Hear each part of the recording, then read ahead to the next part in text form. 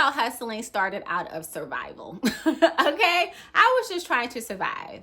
I was in the midst of depression, dealing with emotional wounds, dealing with unhealthy relationships, just the gamut, okay?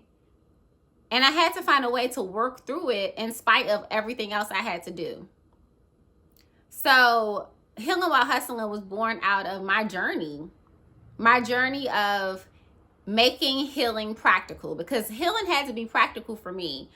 I didn't have time to go, to retreats for weeks and weeks, or to go, sit at the feet of some, Buddha teacher, or, have a husband who takes care of everything while I figure out my life. Like, I had to figure out how to heal and manage my mental health, my emotional well-being in the midst of showing up for all of my responsibilities.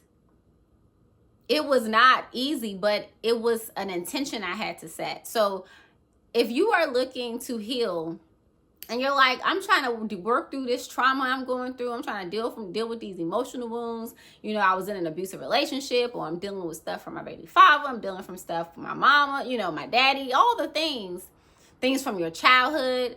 And you're like, I just don't have the time to stop and heal. Healing While Hustling is for you. That's why I made it, because I am you, okay? You are me.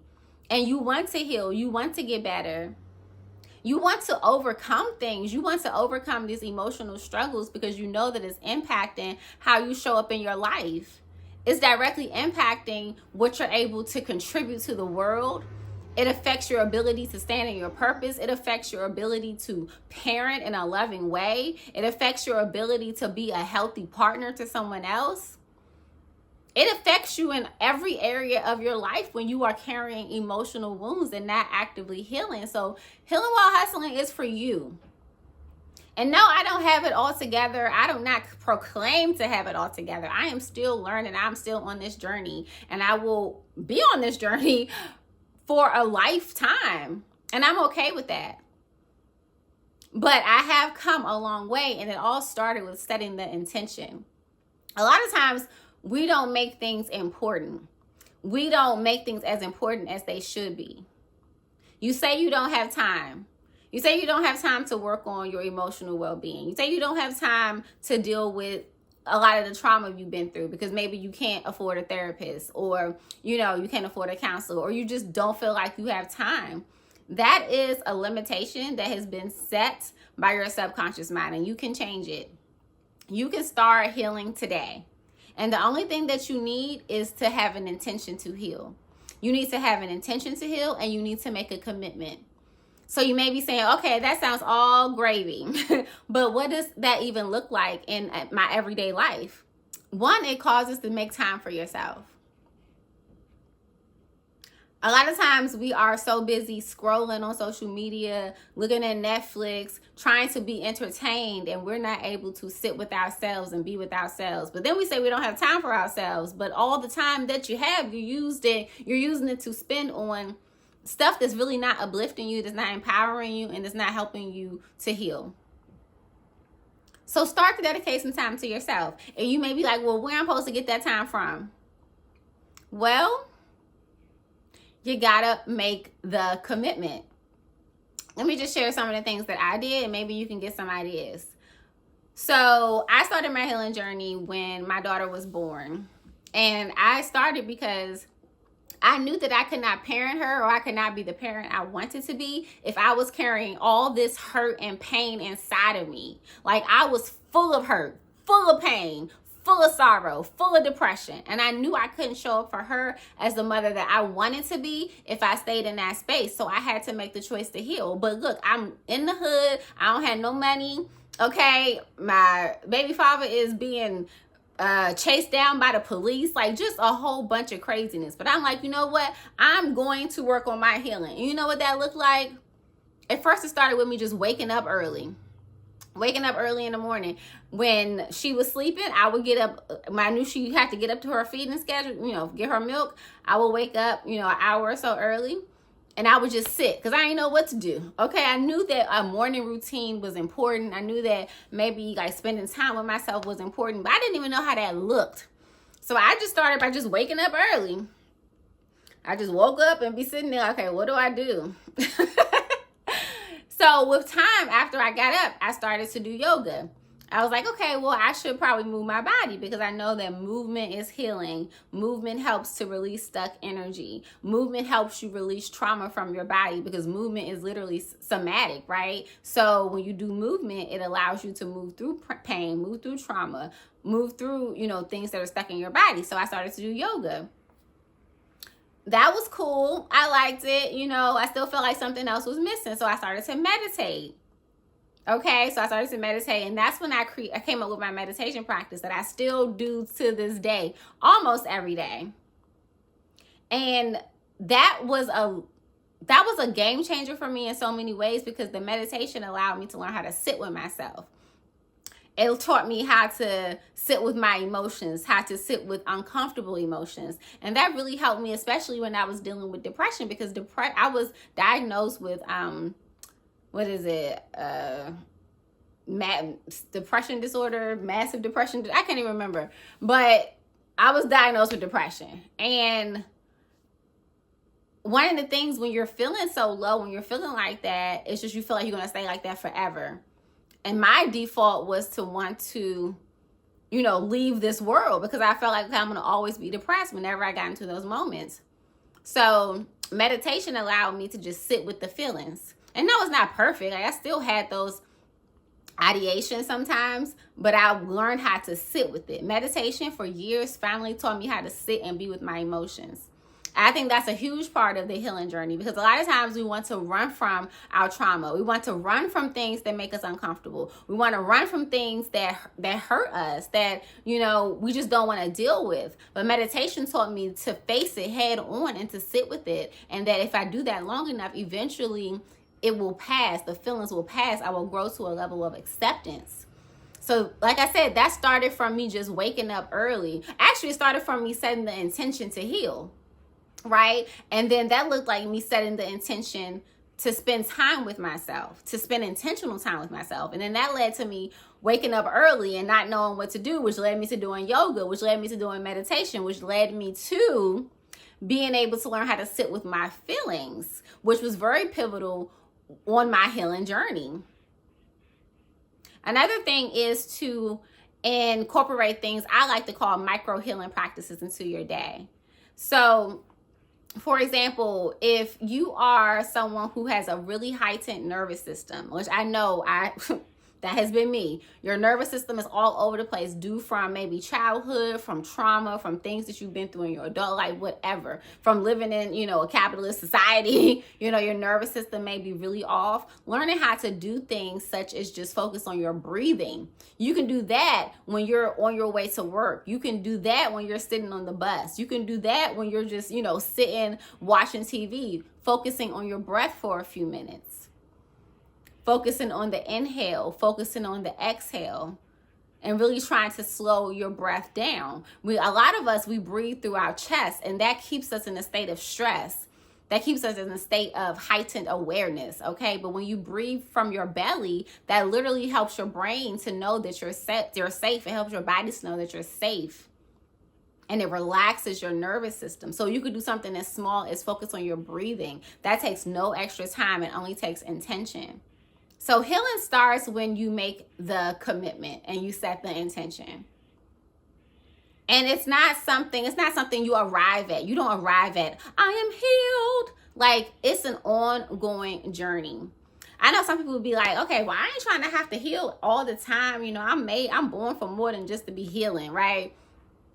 But I think that healing is a lifelong journey, and the more you unravel parts of you, the more you get to experience a more beautiful life, because I look at healing as just getting back to the center of you, getting back to who you are, getting back to the truth of you before the world put its stuff on you, right? Put its perceptions on you, put its restraints on you, put its opinions on you, its perspectives on you, right? Healing is getting back to the true nature of you. And as you do that, life becomes better and better and better, and you have more enriching experiences. So for me, I'm okay with committing myself to a life of healing. It doesn't mean that, I'm broken. It doesn't mean that you're broken. It means that you are committed to growth.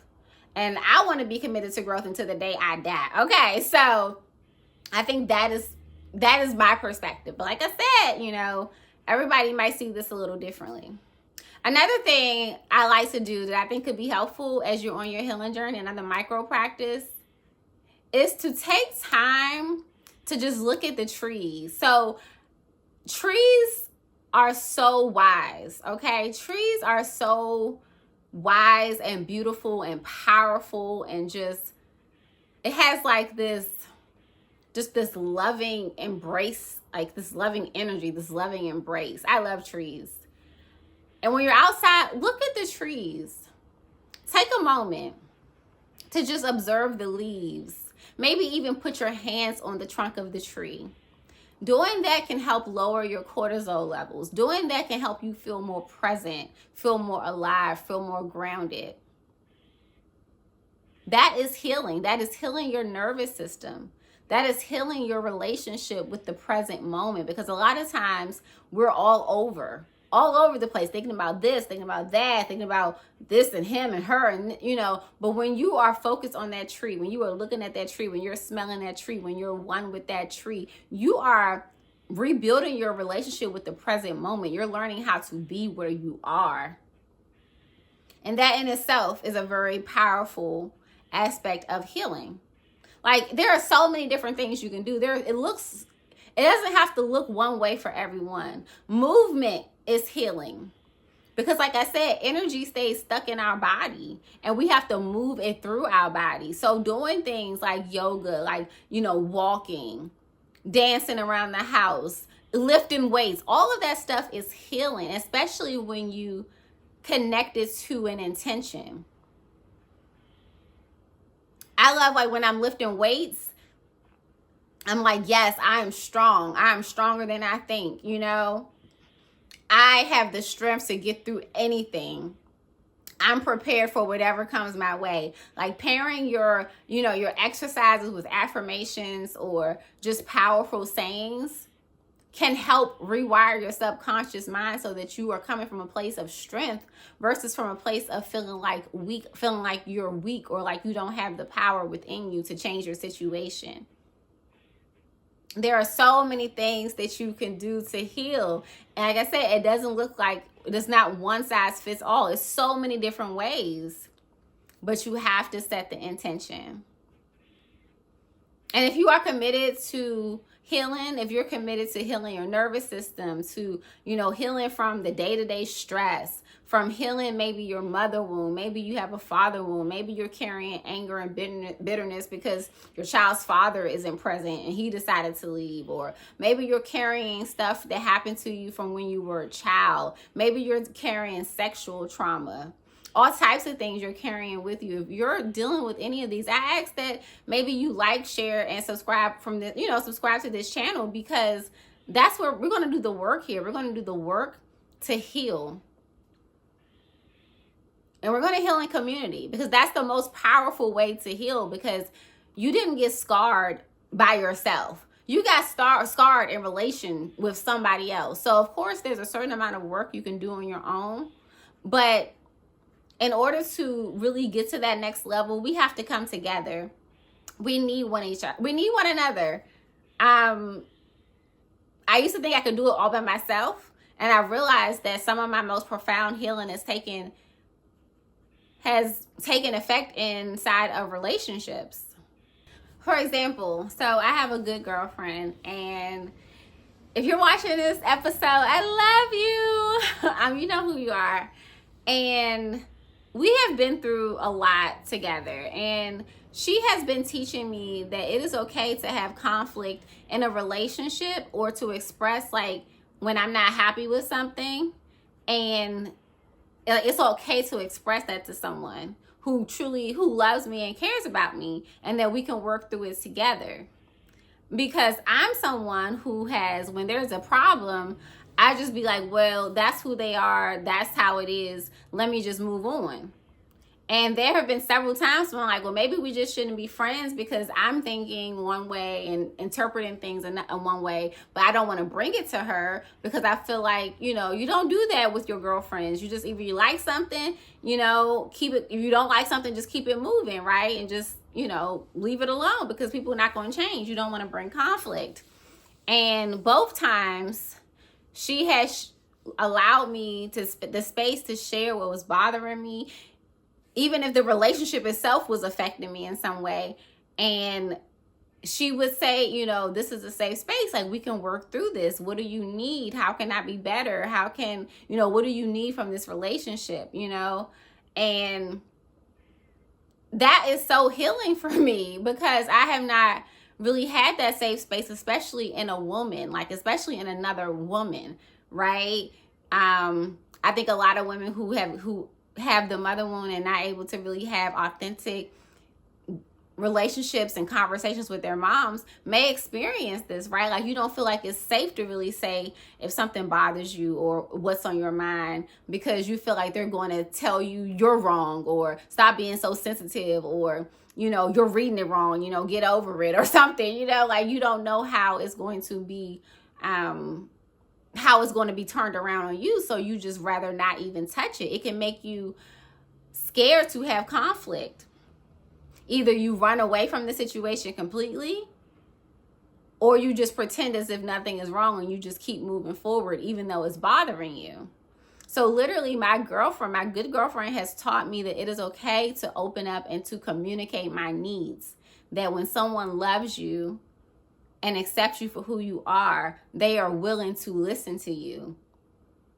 And that in itself is just, I couldn't have done that by myself. Like, I couldn't have healed that part of my heart that feels like I can't communicate my needs to someone alone. Like, I need to be in a relationship in order to do that.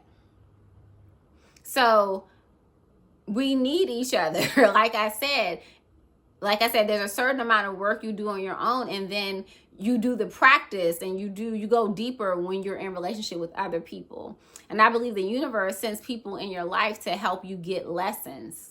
So my friend was specially chosen for me because, the universe knew that, now knows how I am and I'm a little sensitive, right? And so the universe sent someone into my life who could understand that. And even when I want to grow apart or move away because I feel like, I don't want to talk about it, this person comes back and is like, no, we're going to talk about this. We are friends. I love you. And that has just healed my heart in so many ways. And it's also healing my perception of other women and being in a relationship with other women, because I don't have a lot of girlfriends. And even like growing up, I didn't have a lot of girlfriends. I used to always say, I don't get along with girls. I'll get along with boys better. And that is all trauma speaking, okay? That is all trauma, because why don't I get along with people who are like me? Why don't I get along with girl? Like, I'm a girl. Why can't I get along with a girl, right? That doesn't make any sense, but that's trauma speaking. That's, woundedness speaking. So I'm learning later in life, in my midlife, I'm learning in my midlife, oh my goodness, that you can be authentic with women and share with them what you need. And if they love you and respect you, they will listen to you and you all will find some middle ground. I'm just learning that, like literally, like a week ago. Okay, so I'm grateful. So this channel, this space is really all about healing. I'm going to talk about all types of stuff, whether it's, physical things you can do physically to heal your physical body, things to keep your physical body healthy. Because I am like a ex-health coach, and health is just like really close to my heart. So I want to talk about health. I want to talk about how to heal from, certain emotional wounds, especially like the mother wound, relationships, healing your, relationship with yourself, healing your relationship with, the opposite sex, healing your perception of yourself, healing, negative thinking, healing depression, healing from IBS, healing from insomnia. Girl, I got a lot of stuff we're going to talk about, okay? So if you found this helpful, or if you found this like valuable, like this video, because I want to know that you're here. I want to know that you're here. So like the video, put a comment in there. Let me know that you're here. Just say hi. Hello, peace. Nice to see you. Anything you want to say that's friendly, okay? So I can know that you were here. And then also, you know, share it. Share this video, because I'm looking to build community. I cannot do this on my own. I need you. We can do this together. So yeah, once again, I am Coach Nicole Amai, the real life healing coach. And what I do is I help people who are trying to heal while still showing up for life. And you know what makes me the expert on that? Because that's what I have been doing for like 12 years and counting. Okay, so I'm your girl on that. So thank you for sharing this time with me. I look forward to seeing you in the next episode. Peace.